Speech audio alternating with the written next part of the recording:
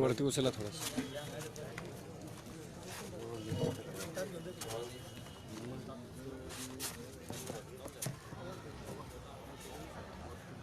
वंशी विभूषित करा नवनीरदाभा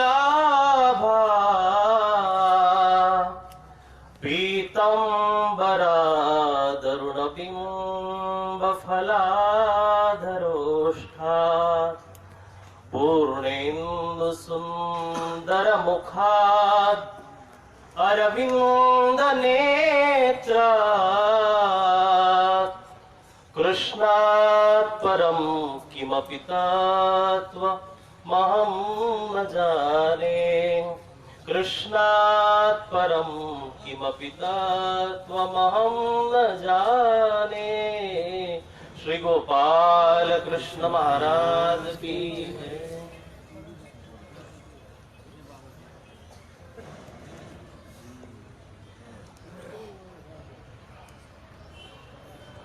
उपस्थित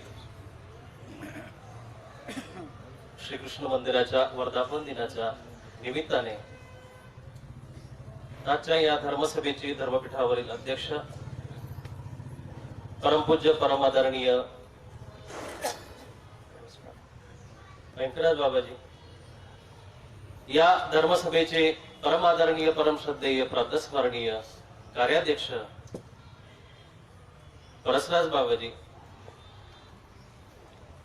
ह्या मंदिराच्या पायापासून शिखरापर्यंत ज्यांनी आपलं तन मन धन अर्पण केलं, मंदिराचा पाया ज्या पद्धतीने बांधला गेला, ज्या पद्धतीने रोवला गेला आणि त्याचा कळस जसा पूर्णत्वाला गेला, तशी तशी माणसं, तशी तशी मनुष्यधन जुळवत या जागेला खरा गोकुळाचा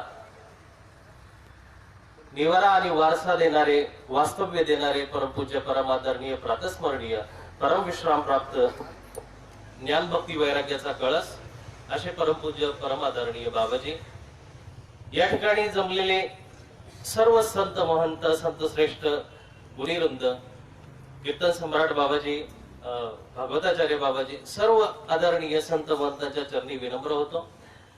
सर्वांची नावं घेऊन कुठंतरी एकाचं नाव विसरावं आणि त्या नावानुसार परत एक चर्चा व्हावी, त्या चर्चेला विराम देऊन आपण पुढच्या ज्या प्रवचन सेवेसाठी मला या ठिकाणी आज्ञा दिलेली आहे त्या सेवेला प्रारंभ करतो. मंदिराचा वर्धापन दिन या ठिकाणी साजरा होत असताना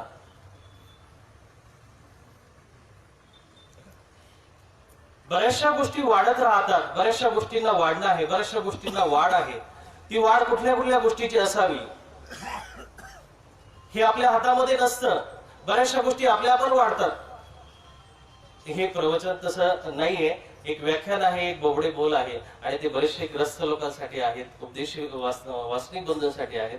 कृपा करून अधिकाऱ्यांनी, कृपा करून संत श्रेष्ठांनी मला यासाठी आशीर्वाद द्यावे, यासाठी शुभचिंतन द्यावं. आई जसा एक घास तोंडामध्ये घालते आणि पाठीमागून झपाटा पण घालते, अधिकृतीची परिभाषा समजत असताना या ठिकाणच्या आदरणीय माऊलींनी, आदरणीय माता मावशींनी मला आज्ञा केली की या ठिकाणी तुमचं थोडस वक्तव्य होऊ द्या, या ठिकाणी थोडस बोलणं होऊ द्या. या आज्ञे खातीर मी या ठिकाणी बसलेला आहे. तसं स्टेजवरतीही न बसावं, कधी कल्पनाही नसावी आणि करू शकत नाही, तरीही माझे बोबडे बोल या ठिकाणी आपण शांतचित्ताने ऐकावेत. वर्धापन म्हणजे वाढणे. हा वाढदिवस शरीराचा नसून, हा वाढदिवस एखाद्या गाडीचा नसून, हा वाढदिवस एखाद्या जागेचा नसून, हा वाढदिवस एका विशिष्ट वस्तूचा आहे, वास्तूचा आहे. ती वास्तू म्हणजे मंदिर. मंदिर हा समाजाचा असा एक शिलस्तंभ आहे, असा एक आधार आहे, असा एक पाया आहे की ज्या पायाने या समाजाच्या तन मनावरती राज्य करावं, ह्या समाजाच्या छताला, या समाजाच्या संस्काराला, ह्या समाजाच्या खऱ्या वास्तव्याला आधारभूत व्हावं अशी वास्तू म्हणजे मंदिर. मंदिराचे बरेचसे मुद्दे आजपर्यंत आपण ह्या देशामध्ये ऐकलेले असतील. विदेशामध्ये मंदिरं नसतात, विदेशामध्ये चर्च असतात, त्याला छत नसतं फक्त आणि त्याला कळस नसतात. या ठिकाणी मंदिरामध्ये कळस असतात. या मंदिरांना कळस याच्यासाठी लागलेले आहे की कुठंतरी तुमच्या प्रपंचाचा शेवट होऊन परमोच्च स्थान तुम्ही प्राप्त करावं आणि तिथं कुठंतरी तुम्हाला आश्रय मिळावा.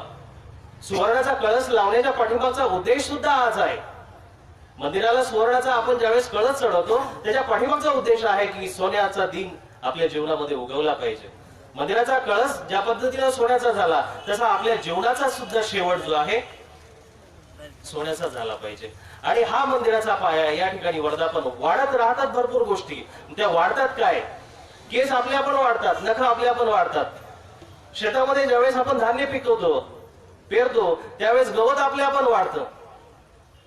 काही गोष्टींची वाढ आपण थांबवू शकत नाही आणि काही गोष्टींची वाढ आपल्याला करावी लागते. सुपीक आपल्याला पिकवावं लागतं आणि नापीक आपल्याला मारून टाकावं लागतं. वाढ कुठल्या गोष्टीची करायची आणि कुठल्या गोष्टीला थांबवायचं, कुठल्याचा नायनाट करायचा हे आपल्या हातामध्ये असलं पाहिजे. आणि मंदिराची खरी शिकवण इथून सुरू होते.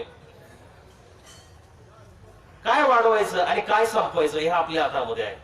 मग वाढवायचं काय या त्रिसूत्रीवरती अभ्यास करता असताना आता हा मंदिराचा तिसराच वर्धापन दिन आहे. आणि ह्या मंदिराच्या तिसऱ्या वर्धापन दिनानिमित्त थोडस चिंतनात्मक जरा विचार केल्यानंतर लक्षात आलं की मंदिर ह्या शब्दामध्ये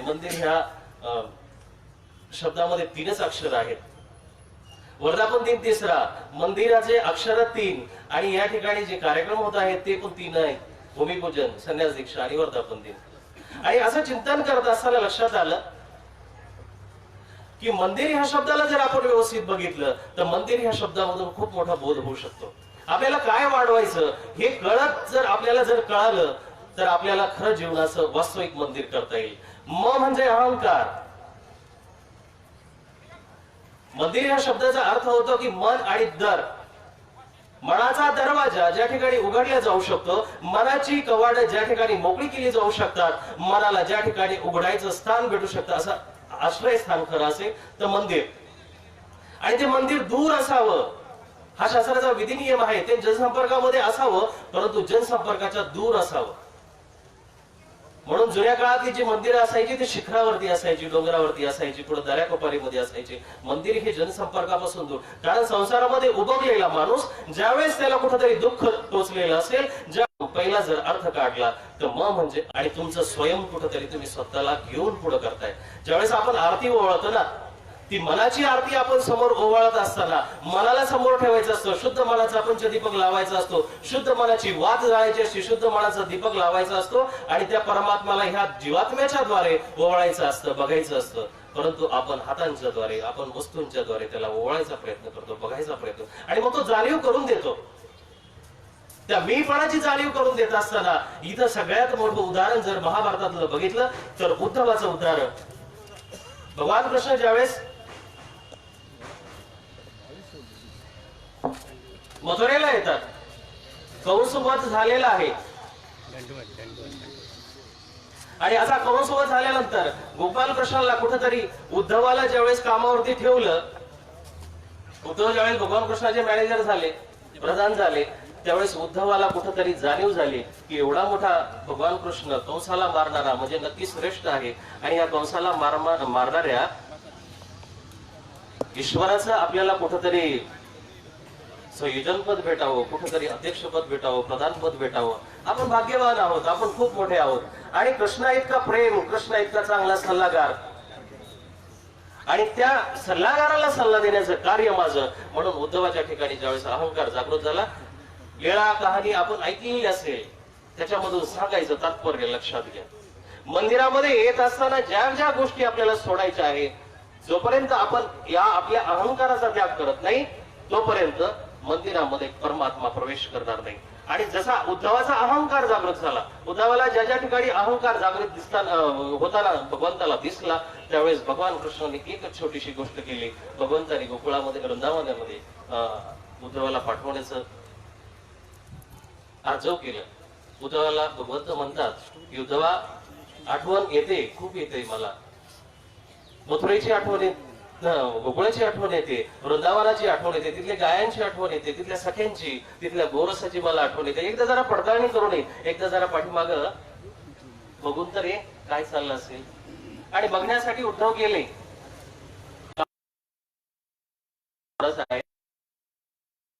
पुऱ्या वस्त्रांना आलिंगन देत आहे, कुणी एकांतामध्येच नृत्य करतायत. असं ज्यावेळेस माया मौल्यांना तुम्हाला तो प्रश्न आता आठवतोय का?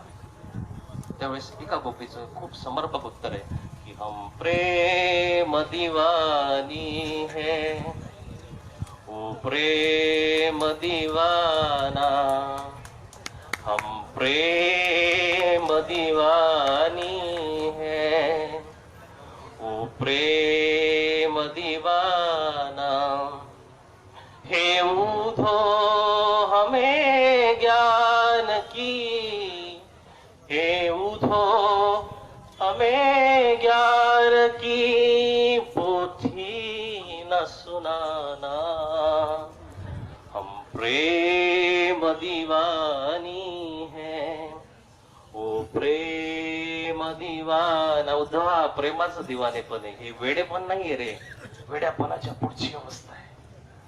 वेड्यापणाला तू दिसताना तुला दिसत असेल रे आम्ही पागल झालेली माणसं आहोत, पण हे परमोच्च पागलपण आहे. तो कृष्ण कुणामागं पळायचा तुला आठवतंय का? तुला सांगितलं नसेल कदाचित. अरे ते वेड्या वासरांपायी पाठीमागं पळायचा तो कृष्ण, वासरांच्या पाठीमागं पळायचा. ज्या गाईला हंबरण्याच्या पलीकडे काहीच येत नव्हतं, ज्या वासराला हंबरण्याच्या पलीकडे, चाटायच्या पलीकडे काहीच माहिती नव्हतं, तो कृष्ण त्यांच्या पाठीमागं पळायचा. त्या कृष्णाला कुठली भाषा लागत असेल रे, तरी तो पागल झाला होता ना. आणि तोच कृष्ण आमच्यामध्ये 4-5 वर्ष राहिला. गोकुळाहून आल्यानंतर 4 वर्ष वृंदावनामध्ये रागल्यानंतर त्या कृष्णाच्या पाठीमाग आम्ही पागल न व्हावं, हे परमोच्च पागलपण आहे. हे वेडेपण नाहीये. तुझ्या दृष्टीला वेडेपण भासत असेल, तो संसारिक म्हणून आमच्याकडे बघत असेल, परंतु आता देह उरलेला आहे. तन मन जीवन श्याम का, श्याम हमारा नाम, रोम रोम में बस चुका ओ मतवाला शाम, अब इस जीवन का न कोई ठिकाना, हे उधो हमें ज्ञान की, पोथी न सुनाना, हम प्रेम दीवानी है, वो प्रेमाचं पागलपण. आणि हे पागलपण ज्या वेळेस त्या व्यक्तींच्या, त्या गोपिकांच्या नजरेमध्ये ज्या वेळेस दिसलं, ग्रंथांनी ज्या वेळेस ह्या गोष्टी नमूद केल्या, त्या वेळेस त्यांच्यामधला अहंकार संपलेला होता. प्रेम गली अति सांकरी जामे दोन स्मा. कृष्णाच्या ज्या ठिकाणी ठेवायचं असेल, परमात्मा द्वारकाधीशाच्या मंदिरामध्ये येत असताना तो द्वारकाधीश तुमच्या हृदयामध्ये जर विराजमान करायचा असेल, संग्रहित करायचा असेल, ठेवायचा असेल, तर त्याच्यासाठी तुम्हाला तुमचं मी पण काढून टाकावं लागेल, अहंकार संपवावा लागेल. प्रेम गली अति सांकरी. सांकरी म्हणजे छोटी छोटी. तिथं ज्या हरी बसेवा मैंने, जिथं परमात्मा बसवायचा असेल, ईश्वराला तुम्हाला अधिष्ठान करायचं असेल, त्या ठिकाणी मी नाही. मी पण बाजूला सारून आपल्याला त्या परमात्म्याला बसवावं लागेल. आणि हा मंदिराच्या पहिल्या शब्दाचा अर्थ. उद्धवाला ज्यावेळेस हा अर्थ लक्षात आला, 6 महिने पोथी सांगितल्यानंतर ती पोथी बोठात झालेली दिसते. शब्द ज्या ठिकाणी संपतात, शब्द ज्या ठिकाणी विनम्र होतात, ते गोपिकांचं हृदय, त्या गोपिकांचं स्थान ज्यावेळेस उद्धवाने बघितलं, उद्धव ज्यावेळेस निघतात, आता निघतोय मी, शेवटचा माझा नमस्कार घ्यावा. आता सगळ्यांनी मी समजावण्याचा प्रयत्न केला, सगळ्यांना मी विनम्र भावे दंडवत करतो. माझ्याकडून अधिकृती घडलेली असेल, तुमचं माय पण खूप श्रेष्ठ आहे. तुम्ही भगिनी म्हणून कृष्णाला बघत असाल तर तुमची भगिनी खूप मोठी आहे. तुम्ही आई म्हणून बघत असाल तर तुम्ही आई म्हणून खूप मोठ्या आहात. तुम्ही प्रेमिका म्हणून बघत असाल तर प्रेमिका सुद्धा. तुमच्या प्रत्येकामध्ये मला राधा दिसते, प्रत्येकामध्ये यशोदा दिसते, प्रत्येकामध्ये देवकी दिसते. उद्धवाचं हे शेवटचं वाक्य. आणि उद्धव रडविल्या अंतकरणाने, रडवलेल्या पाणवलेल्या डोळ्यांनी वापस जाण्याच्या प्रयत्नामध्ये बऱ्याच गोपिकांनी उद्धवाला कृष्णासाठी कोणी माखन देते, कृष्णासाठी कोणी पंचधातूची वस्तू देते, कोणी पंचांग देते, कृष्णासाठी कोणी मोरपीस एकत्र करून आणलेली देते. बघा, वस्तू सुद्धा काय देत आहेत. प्रेमामध्ये वस्तू ह्या मायने ठेवतच नाही.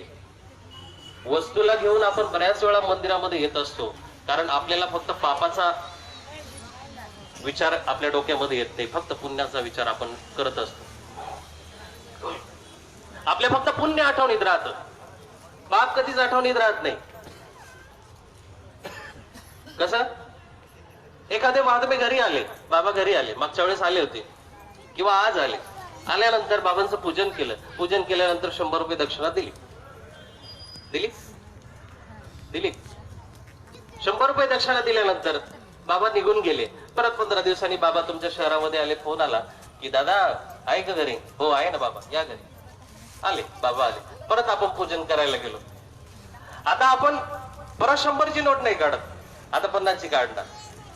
आठवणीत आलं पाठीमागच्या वेळेस 15 दिवसापूर्वी ज्यावेळेस बाबा येऊन गेले त्यावेळेस 100 दिले होते, आता 50 दिले तरी भरपूर झालं. परत बाबा आले तर आता 50च्या ऐवजी 20 येतील, कदाचित 50 देतील, पण त्याच्या पुढे वाढत नाही. आपण पुण्य आठवणीत राहतं, पाप कुठं आठवणीत राहतं.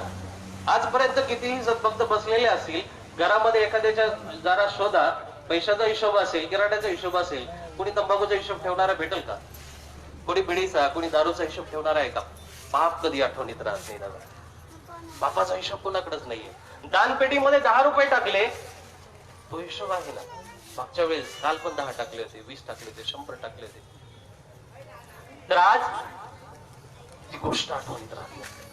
म्हणून पापाचा विसर पडला नाही पाहिजे. कोणती याच्याकरता दुःख मागते की हे परमात्मा, हे भगवंता आम्हाला दुःख दे. त्या दुःखामधून आम्हाला ज्यावेळेस बाहेर आम्ही पडू ना त्यावेळेस तुला विसरून जाऊ, दुःख दे. आणि ते दुःख जर तू आम्हाला दिलं तर कदाचित आम्ही तुला आठवणीत ठेवू. म्हणून पाप आठवत चला. संध्याकाळी ज्यावेळेस आपण परमात्म्यासमोर, अधिकरणासमोर दंडवत घालत असतो, ज्यावेळेस आपण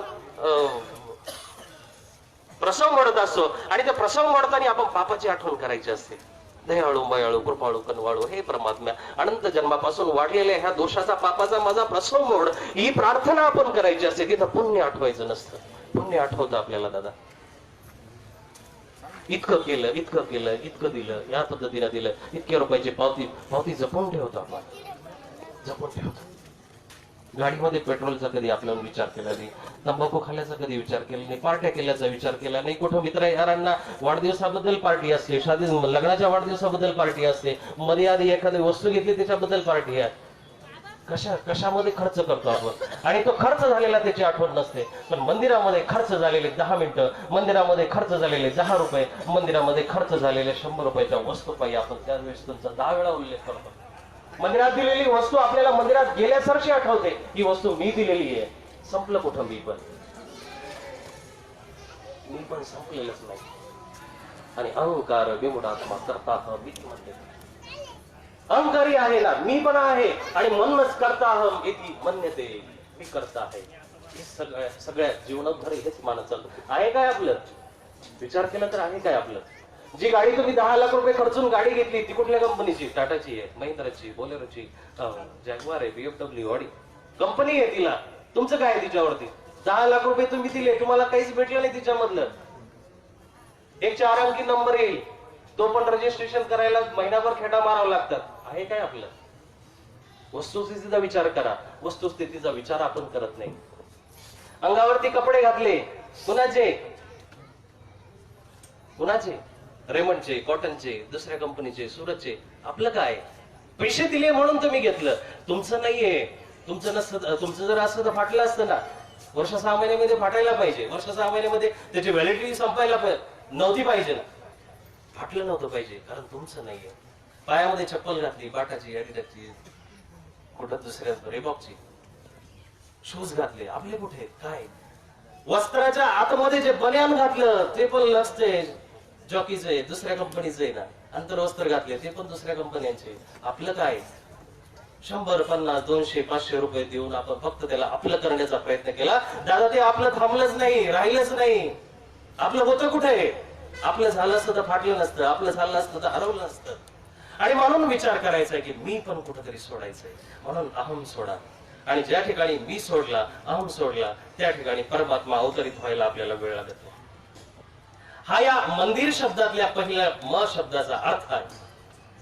म शब्दाचा अर्थ तुम्हाला जर लक्षात आला तर मंदिरात येण्याचं खरं सार्थक आपल्या लक्षात येईल. दुसरा शब्द आहे दी. तिन्ही शब्दांवरती मी बोलणार आहे. म शब्दामधून आपल्याला ज्ञान शब्द सुद्धा समजून घ्यायचा आहे. कारण अहंकारी व्यक्ती तेव्हाच होत असतो की जेव्हा अज्ञान वाढत असतं. ज्ञान जर वाढलं तर आपला अहम संपेल. म्हणून ज्ञानाशी जर सांगड घातली तर तुमचा म संपू शकतो. दुसरा शब्द आहे दी, म्हणजे दिदार. उर्दूतला शब्द आहे. नवीन शब्दाची ओळख तुम्हाला मी सांगतो. दिदार म्हणजे दर्शन, दिदार म्हणजे प्रागट्य. ज्यावेळेस तुमचा अहंकार संपला, ज्यावेळेस तुमचं सत्व संपलं, स्वत्व संपलं, त्यावेळेस तुमचं परमात्म तत्व तुमच्यामध्ये अवतरित होणार. स्वतः तुम्ही ज्यावेळेस संपणार, स्वतःला ज्यावेळेस संपून टाकणार, स्वतःला ज्यावेळेस खाली ठेवणार, कुठेतरी बसवणार, तुम्ही मागच्या पंक्तीमध्ये बसणार, शेवटच्या पंक्तीमध्ये बसणार, तर त्यावेळेसच तुम्हाला प्रागट्य होऊ शकतं, त्यावेळेसच तुम्हाला दिदार होऊ शकतं. बरेच लोकांनी शब्द असतो, परंतु परमात्मा भक्तीला गेलेला माणूस हा त्याच्या ईश्वराचा, परमश्रेष्ठाचा, परमनिष्ठेचा दिदार मागत असतो, दर्शन मागत असतो. ते दर्शन जोपर्यंत आपल्याला घ्यायचं असेल, जोपर्यंत आपल्या जीवनामध्ये दर्शन झालेलं नाहीये, जोपर्यंत आपल्या जीवनामध्ये दिदार झालेलं नाहीये, तोपर्यंत आपल्या जीवनाचं परमात्म तत्व, तोपर्यंत आपल्या जीवनाचा परमार्थ हा शेवटापर्यंत पोहोचलेला नाहीये. ते दिदार होण्यासाठी, ते दर्शन होण्यासाठी तुम्हाला त्या परमनिष्ठेने त्याची भक्ती करावी लागेल. एक गरीब शेतकरी माणूस असेल, मुलगी लग्नाला उपवर झाली आणि लग्नाला उपवर झाल्यानंतर वाटलं की आता हिचं लग्न करावं. लग्न करावं म्हणून 10,000 रुपये एका सावकाराकडून व्याजाने घेतले. व्याज वेळच्या वेळी फेडत होता. 6 महिन्यामध्ये परिस्थिती बदलली, पैसे येऊन गेले आणि 6 महिन्यांनी त्यांनी, गोष्ट जरा ध्यानपूर्वक ऐका, दिदार परमात्म्याचं अवतरण कसं करायचं असतं. दुर्योधन का बेवा त्यागो साग विदुर घर गायो. मोठ्याच्या घरी परमात्मा जात नाही. ईश्वराला सामान्य माणसं जास्त आवडतात. सामान्य होण्याचा प्रयत्न करा. दुराधिकासारखं सामान्य ज्या ज्या व्यक्तीला सामान्य होण्याचा प्रयत्न केला त्या त्या व्यक्तीमध्ये परमात्मा अवतरित झालाय. आणि जर ईश्वराला मोठी माणसं आवडत असली तर प्रत्येक माणसाला त्याने अनिल अंबानी, मुकेश अंबानी, अदानी, बाटा वेगवेगळ्या पद्धतीचे केले असते, तरीही त्यांनी सामान्य माणसाची निर्मिती याच्यासाठी केली की त्याला सामान्य माणसं आवडतात. सामान्य माणसामध्ये राहणारा परमात्मा. म्हणून आपण सामान्य होण्याचा प्रयत्न केला पाहिजे. सामान्य व्हायला शिका. आणि जोपर्यंत आपण सामान्य होत नाही तोपर्यंत तो अनन्य चिंतयंतो माम, अनन्य गतीने लाभणारा परमात्मा आपल्यापर्यंत पोहोचत नाही. आणि असा तो सावकार, त्यांनी 6 महिन्यांनी आपलं कर्ज फेडून टाकलं. परंतु सावकार हा लालची असतो. कोणी बसलेले असेल मनाला लावून घेऊ नका. परंतु झाडाला येणारी फळं माणसाला जास्त आकर्षित करतात, झाडाला येणारी फुलं माणसाला जास्त आकर्षित करतात. परंतु माणूस दारासमोर 10 वर्ष जरी एखादं झाड असेल, त्याच्या खोडावरून कधी हात फिरवत नाही, त्याच्या पानांना कधी धुत नाही, त्याची पानं कधी वाळलेली आहे ती काढून टाकत नाही, ती गळाल्यानंतर झाडून काढतो. परंतु झाडाला आलेलं फळ तो दिवसेंदिवस पाहत असतो. आज हिरवं झाले, आज थोडं निळसर दिसते, आज थोडं लालसर दिसते, आज थोडं पिवळसर व्हायला लागलं, आता पिकायला लागलं, आता तोडलं पाहिजे. दिवसा गणित तो 10 वेळा बघल त्या फळाकडं. माणसाला फळाची अपेक्षा असते, फळाची अभिलाषा असते. आणि तो मोही सावकार झाला असं की 10,000 रुपये त्याला दिलेले असताना सुद्धा त्याने एका वर्षाने त्या गरीब माणसाला, त्या शेतकरी माणसाला दिवसण्याचा प्रयत्न केला की तुला मी 10,000 रुपये दिले होते, तू ते वापस केलेले. तो शेतकरी गरीब गयावया हात जोडून त्याला प्रार्थना करायला लागला की दादा असं करू नका. मी मुलीच्या कन्यादानासाठी तो तुमच्याकडून व्याजाने घेतलेला पैसा होता आणि मुलीच्या कन्यादानाला व्याजाने घेतलेला पैसा मी तो तुम्हाला दिलेला आहे. परंतु तुमच्या मनामध्ये हा मोह जागृत झाल्यामुळं कदाचित तुम्हाला वाटत असेल की मी परत वापस तुम्हाला पैसे द्यावे. अहो, मी या गरिबीमध्ये पिचलेला माणूस आहे. माझ्याकडून त्या मुलीचं फक्त कन्यादान व्हावं ही माझी इच्छा होती. त्या मुलीला मी काहीतरी भरभरून द्यावं ही माझी इच्छा होती. त्या मुलीची जोडी खाली पाठवू नये ही माझी इच्छा होती. म्हणून मी तिला ते कन्यादान करण्यासाठी तुमच्याकडून व्याजाने पैसे घेतले होते दादा. ते पैसे मी तुम्हाला व्याजासह परत दिलेत. माझ्यावरती असा आरोप करू नका, आळंच करू नका. परंतु सावकार, तो सावकार, त्या सावकाराने कुठेतरी न्यायालयामध्ये खटला टाकला. प्रागट्य कसं होत असतं परमात्म्याचं आणि कसं करायचं असतं हे सुद्धा या कहाणीमधून तुमच्या लक्षात येईल. आणि सावकाराने खटला टाकल्यानंतर झालं असं, तारीख पडली 1 आणि या 1 तारखेला सर्व पक्षाची मंडळी हजर झाली आणि हजर झाल्यानंतर खटल्यामध्ये एकीकडे सावकार उभा, एकीकडे शेतकरी उभा. न्यायाधीशांना सांगत, न्यायाधीश महोदय, या माणसाने माझे 10,000 रुपये घेतले होते, अमका 2-3 हजार रुपये व्याज झालं होतं आणि ते व्याज आता परत द्यायची पाळी आली, त्यावेळेस हा मुद्दलाला सुद्धा मुकरतोय आणि व्याजाला सुद्धा मुकरतोय, काय करावं? न्यायाधीशांनी थोडस दरडावून विचारलं, का रे बाबा, पैसे घेतले होते का? हो साहेब, घेतले होते ना. मग कोण देणार? परत कोण देणार? देणार तर मीच आहे ना. कन्यादान केलं होतं दादा, दान केलं होतं आणि दानासाठी घेतलेला पैसा मी उसना ठेवणार नाही, मी बुडवणार नाही ना. मुलीचं एकुलती एक मुलगी होती, तिचंच कन्यादान. आणि मग ते 10,000 रुपये ते दिले होते, त्याला कोणी साक्षी असेल ना? हा, तेवढी माझी फसगत झाली. त्याला साक्षी मला कुणाला ठेवता आलं नाही. त्याला मला साक्षी कोणीतरी घ्यायचं होतं, ती विसरलो मी. परंतु माझं मन म्हणतंय, मन साक्षी आहे, मन चांगलंय, मन चंगा तर कटकमे गंगा. माझं मन गंगेसारखं पवित्र आहे दादा. न्यायाधीश साहेब, मी 10,000 रुपये याला वापस दिलेले आहेत आणि ते 10,000 रुपयासह व्याजासह मी वापस केलेले आहेत. परंतु यांनी माझ्यावरती खटला टाकला. असं चालत नसतं दादा. अरे हा नियम आहे बाबा, तू कुठल्या दुनियेमध्ये राहतो? आता कायदे कानून आहे. राम मंदिर सुद्धा कायद्याच्या कचाट्यामध्ये अडकलं. मंदिरामधून विषय चालू आहे मंदिराचा, त्या विषयाने विषय निघतोय की मंदिर सुद्धा कचाट्यामध्ये अडकलं कायद्याच्या. किती दुर्बल परिस्थिती देशाची, कायद्याची, कागदांची, किती दुर्बल परिस्थिती. एका कागदाला, जो तुमच्या खिशामध्ये असणारा कागद, त्याला हजारो प्रकारचे हात लागले, हजारो प्रकारची लाळ लागली, हजारो प्रकारच्या किड्या, मुंग्या, धूळ, माती, संडास सुद्धा लागलेली आहे. संडास मध्ये जाताना सुद्धा 5 रुपये घेतात. तो पैसा कुठे मग? तो रिटर्न आपल्यामध्येच येतोय. असे हजारो प्रकारचे, लाखो प्रकारचे हात लागलेले असताना तो सुद्धा तिजोरीमध्ये. त्याला लक्ष्मी पूजनाच्या दिवशी आपण पुजतो. आणि अर्थाच्या पुस्तकांना, ग्रंथांना कव्हर नसतं, त्यांना बाइडिंग नसते. ही शोकांतिका आहे. ग्रंथांच्या परंपरेवरती चालणारा हा देश, वेदांच्या परंपरेवरती चालणारा हा देश, वेदांच्या परंपरेवरती, ग्रंथांच्या परंपरेवरती रचलेला हा देश कुठेतरी नोटांच्या रंगामध्ये रंगलेला दिसतोय. शोकांतिका आहे, खूप मोठी शोकांतिका आहे. विद्वान सर्वत्र पूज्यते म्हणणारा हा देश, पैसा सर्वत्र, ज्याच्याकडे कांचन आहे, ज्याच्याकडे पैसा आहे, ज्याच्याकडे दारा पुत्र सौख्य आहे, त्यांना पूजणारा देश परिवर्तित झालेला. आणि अशा पद्धतीनं ते सावकाराचं आणि त्या गोर गरीबाचं भांडण चालू असताना न्यायाधीशांनी त्याला आज्ञा दिली की तुला एक आणखी तारीख देतो. आणि जरा लक्षात घ्या, दृष्टांत आहे हा. आणि तारीख दिल्यानंतर लक्षात घे की पुढच्या वेळेस तुला साक्ष आणावी लागेल. आमच्या समक्ष ज्यावेळेस तू साक्ष आणशील त्यावेळेस तुला आम्ही खरं मानू. तू पैसे दिले.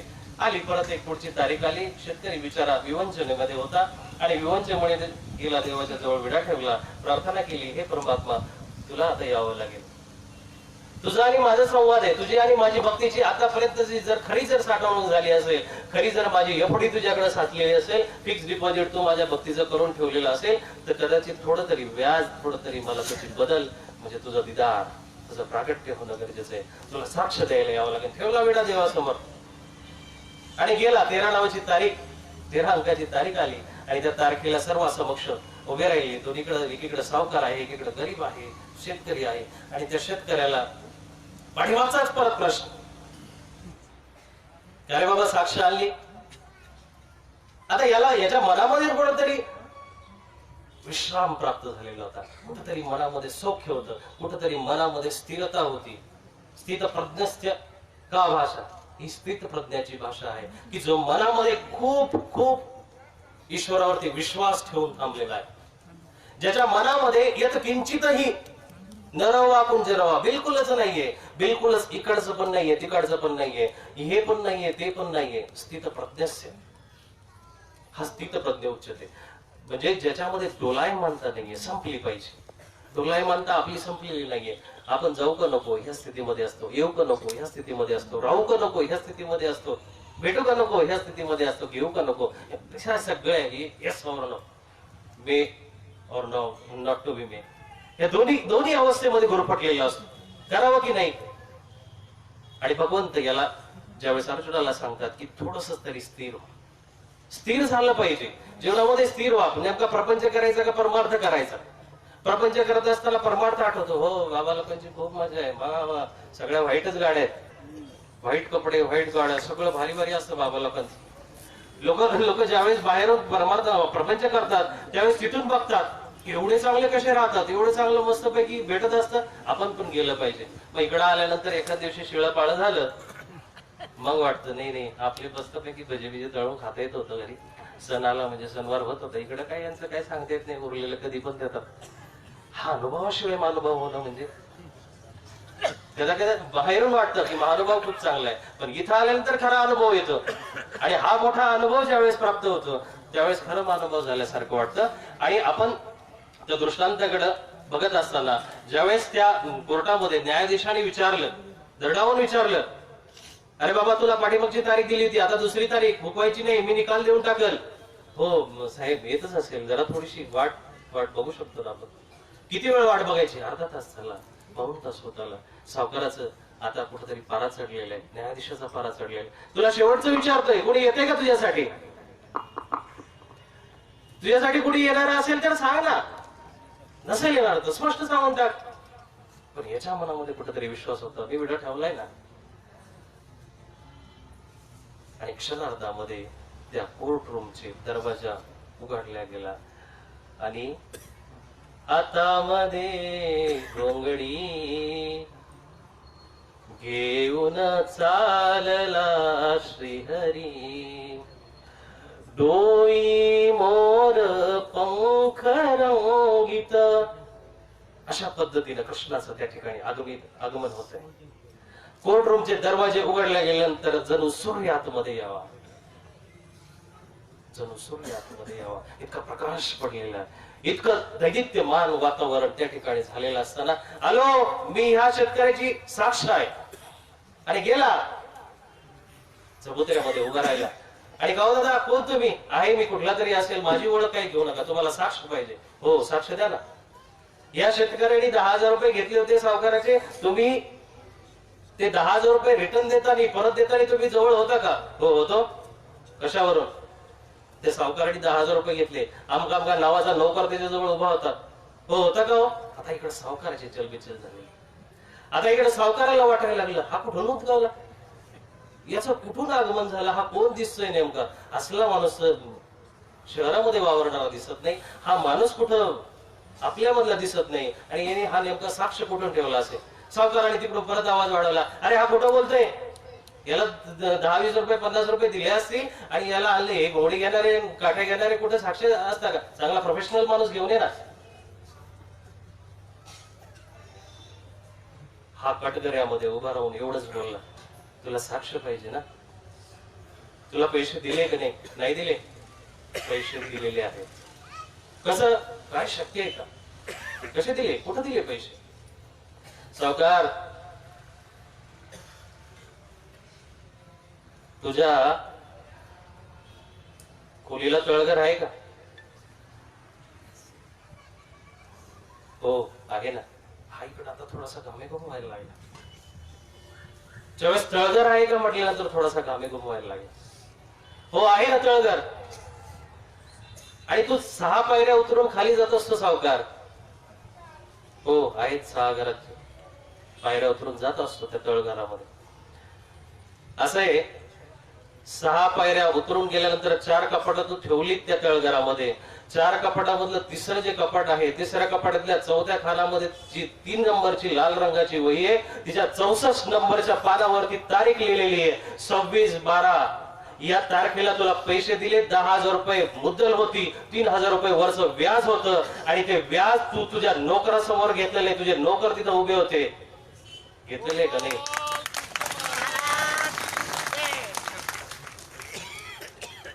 धडकन उभा राहिला, न्यायाधीश पण उभा, सावकार पण उभा, आणि हा इकडे बिचारा गरीब शेतकरी डोळ्यामध्ये पाणी घेऊन आलास. तू आलास, मला माहिती होतं. तुला मी फक्त सुपारी ठेवली, तुला मी फक्त नारळ वाहिलं, तुला मी फक्त याचना केली. आला ना, मी फक्त याचना केली होती. गोविंद चले आओ, गोपाल चले आओ, हे आओ, याचना केली होती. त्या याचनेला तू खरंच आलास कृष्णा. तुझं मी फक्त माझ्या जीवनामध्ये प्रागट्य इच्छित होतो, तुझं अवतरण माझ्या जीवनामध्ये इच्छित होत होतो तो माझ्या सोबतच उभा राहिलास, सोबत उभा राहिला. एवढा कसा प्रियतम असेल तू, असा प्रेमी? अहो बोलावल्यावरती सुद्धा लवकर येत नाही ना. आताच्या काळातली जर माणसं आपण बघितली, प्रेमी प्रेमिका घ्या, मित्र मित्र घ्या, वेळेवरती येत सुद्धा नाही. 5 मिनिटांनी आलो, 10 मिनिटांनी आलो, 15 मिनिटांनी आलो, 2 तास होतात तरी येत नाहीये ना. आणि ही कुठली तार असेल, कुठला टेलिव्हिजन असेल, कुठला फोन असेल, कुठला नंबर असेल. आणि अशा पद्धतीनं प्रागट्य होत असतं. मंदिरामध्ये ज्यावेळेस अहंकार संपतो त्यावेळेस त्याचं दिदार होत असत, हे प्रागट्य होत असत. आणि हे दिदार करण्यासाठी, हे प्रागट्य करण्यासाठी आपल्याला आपला अहंकार त्यागणं गरजेचं आहे. जोपर्यंत आपल्याला ईश्वराचं दर्शन होत नाही तोपर्यंत आपण आपला अहम सोडून चला. आणि तिसरा शब्द मंदिरासाठी वापरला गेला र. वेळ किती? तिसरा शब्द अर्थ सांगतो आणि वेळेवरती तिसरा जो शब्द आहे, तिसरा जे अक्षर आहे र. र म्हणजे रहम. हा पण उर्दूचा शब्द आहे. र म्हणजे रहेम, रहेम म्हणजे कृपा. ज्यावेळेस आपला अहंकार संपतो त्यावेळेस त्याचं दिदार होत असतं, त्याचं प्रागट्य होत असतं. आणि ज्यावेळेस त्याचं प्रागट्य झालं त्यावेळेस त्याची कृपा प्राप्त होत असते. तो विचार कराल की प्रागट्य झालं तर संपलं ना, नाही, तो तुमच्यासाठी थांबायला रिकामा नाही ना. तो तुम्हाला कृपाच्छादित करून जात असतो.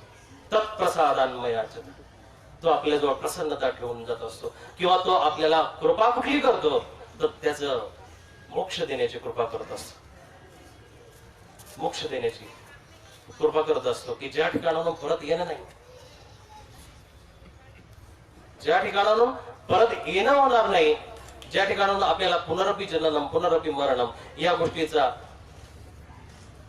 आपल्याला क्रम प्राप्त होणार नाही, हे सायकल आपल्या जीवनामध्ये येणार नाही, अशा ठिकाणी आपली त्याची कृपा आपल्याला जीवनामध्ये प्राप्त होत असते. मंदिरामध्ये येत असताना अहंकार सोडा, तेव्हा त्याचं दर्शन होईल, तेव्हा त्याची कृपा प्राप्त होईल. हा या मंदिर शब्दाचा अर्थ सांगून या ठिकाणी संन्यास पण होत आहे.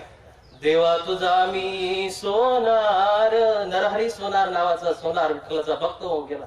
आणि त्या विठ्ठलाच्या भक्ताने त्या विठ्ठलाच्या मूर्तीमध्ये शंकराचं दर्शन केलं, अशी आख्यायिका आहे. ती कहाणी वेगळी आहे. या ठिकाणी सुद्धा हे नरहरी बाबा या ठिकाणी संन्यास घेत आहे. देवा तुझा मी सोनार, आता देवा तुझा मी होणार, झालोय मी तुझा झालोय. आता हे पत्र देण्याची वेळ संपलेली, पुष्प देण्याची वेळ संपलेली, फळ देण्याची वेळ संपलेली, आता मीच तुला अर्पण करतोय. नागपत्र कराचे हे नारियल. किती किती सुंदर विवेचन आहे. आणि अशा पद्धतीनं ह्या कार्यक्रमासाठी आपण सर्वांनी या ठिकाणी उपस्थिती दिली. मला या ठिकाणी तपस्विनी मातृसमान मावशींनी या ठिकाणी बोलण्याची संधी दिली. बाबांच्या परम कृपेने, परम आशीर्वादाने या ठिकाणी मी हे बोबडे बोलू शकतो. अधिकृतीच्या दोषामुळं मला नक्कीच कळतंय की पाठीमागून दपाटा पुढून घास, कदाचित मी 2 शब्द बोललो असेल, परंतु दोष पण जोडून जात आहे. गुरुश्रेष्ठांनी, गुरुवंद्यांनी, गुरुसमान सर्व अधिकाऱ्यांनी मला या गोष्टीबद्दल क्षमा असावी. उच्चबळ द्यावं, मनुष्यबळ द्यावं, पाठबळ द्यावं, जेणेकरून एक समाजाची दिशा, समाजाची परिभाषा लक्षात येणं गरजेचं आहे. समाज नेमका काय इच्छितो हे त्या पिढीच्या अंतराने. बापाचा मुलगा याच्यामुळेच ऐकत नाही कारण बापाच्या आणि मुलाच्या वयामध्ये अंतर असतं. ज्यावेळेस तो मित्रांचं ऐकतो ना, मित्र साधत्य असतात, मित्र त्याच्या सारखे असतात, म्हणून तो त्या मित्रांचं ऐकतो. सारखे विचार असतात, विचार सारखे होणं गरजेचं आहे. समाज बदलत चालला आहे. समाजाला पुराणाच्या माध्यमातून आता श्रवणाकडे नेणं गरजेचं आहे. आता एक चांगला विश्राम प्राप्त होणं, समाजामध्ये जे धर्माची धुरा आहे ती कुठंतरी बलवान होणं गरजेचं आहे. आणि अम्मातरुजांना, आपल्या सारख्या अधिकाऱ्यांचं, संत श्रेष्ठांचं नेहमीच मार्गदर्शन आहे, पाठबळ आहे, आशीर्वाद आहे. सगळ्यांच्या चरणी विनम्र प्रणिपात करून माझ्या बोबड्या बोलाला क्षमा मागून विराम देतो. आपण सर्वांनी मोठ्या अंतकरणाने, मायबावल्यांनी, सगळ्यांनी शांत चित्ताने हे ऐकून घेतलं. लीळा लाघव वर्णन करिता जरी चुकलो स्वामी, हे परमात्मा श्री चक्रधरांच्या चरणी अर्पण करून 2 शब्द संपवतो. दंडवत प्रणाम. धन्यवाद साधलेजी. अतिशय